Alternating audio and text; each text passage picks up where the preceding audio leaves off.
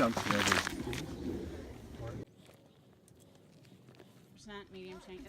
the top.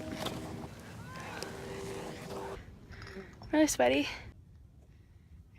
Welcome back to my channel. I thought I would do this video a little different. I think what I'm going to do is I'm going to explain the hike and how it was and then show you clips of the hike as I talk versus like talking and then just showing you a bunch of clips. That way like I can explain each part of the hike to you guys and show you what each part of the hike was like, just because I think maybe that'll be better. So anyways, yesterday I went on the Bear Peak hike, and this is known as a harder hike. Like when you look it up online, it's always ranked as difficult.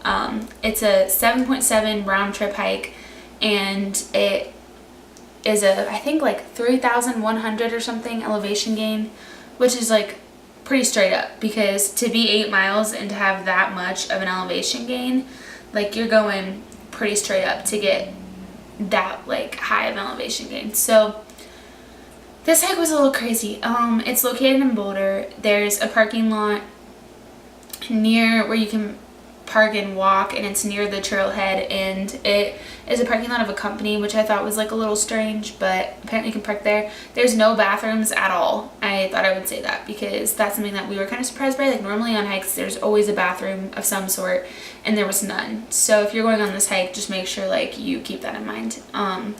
Also, this hike is dog friendly. There are a lot of people with dogs.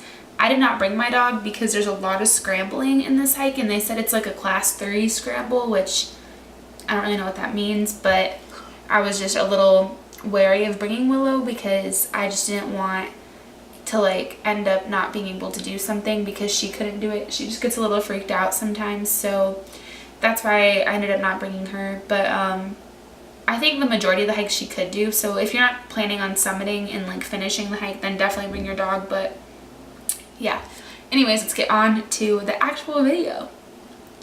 On this hike, I want to say at the very beginning you start and you have to like walk up a road, and then you like get on the hike, and there's like a few options you can do to get to the top. Like one option is it's like super steep, like ridiculously steep, and another option is to go like slow and steady. Like the steep way is faster and the slow and steady way is longer, but you just gotta decide what's best for you.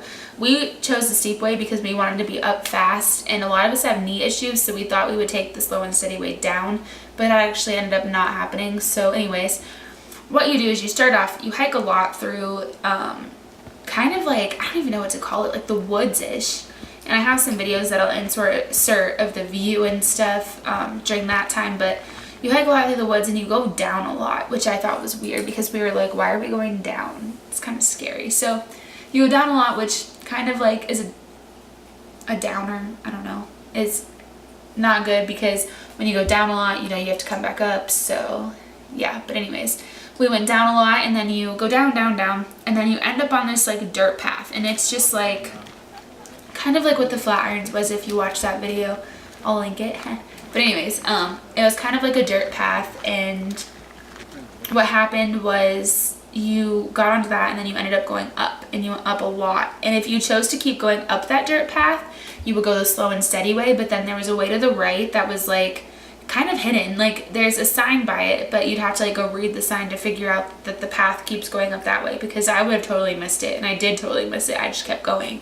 And you go up that way, and there's a lot of steepness there. Like you go up a lot of steep parts of it, and I'll insert videos.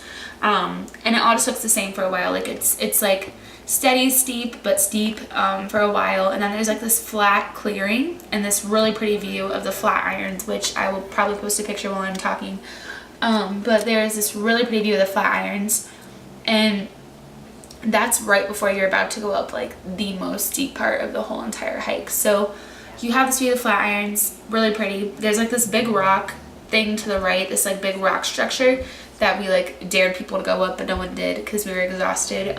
But you can go up that, and I would say at this point you're probably about halfway done, or like maybe you have another third to go, but like still got a while to go. So from that point on, it's like super steep, like probably the steepest I've ever done in my life. And when you go up it, you don't realize how steep it is until you come down it. So I'll insert some clips of what that looked like. It was super, super steep up, And then you get to this point where there's like,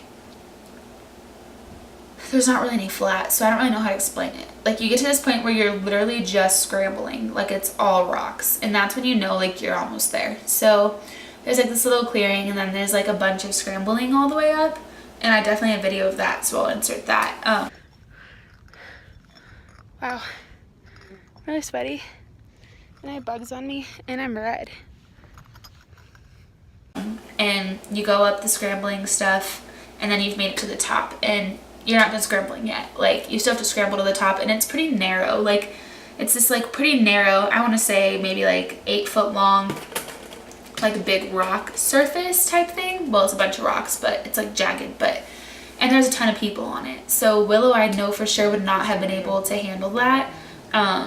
So like you just have to be thoughtful of like the kind of dog you're bringing and stuff. I actually didn't see any dogs up there at all. Like whoever must have brought their dogs must not have wanted to summit, because there were no dogs up there at all. Like I just don't think it's like very dog friendly. It's not very safe for dogs, especially not little kids. Like this is not a hike to bring the whole family on. So with that being said, like that's how it was. And then the way down was pure torture. Like I'm not going to lie, the way up was really easy for me. I don't know why. I don't know if I was just having like what people call like a good hiking day or what, but it was super easy. And then going down was really hard.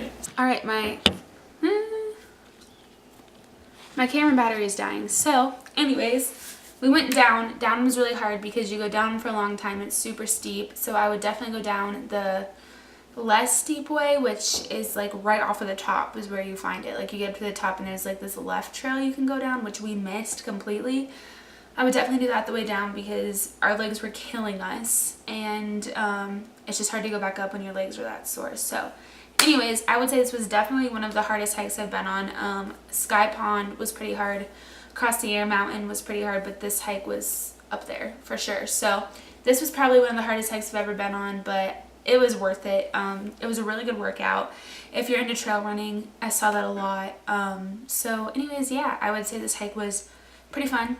But I would not bring kids on it. I would not bring dogs on it. So that being said, I hope you give this video a thumbs up, subscribe to my channel, and I will see you soon for another video. Bye!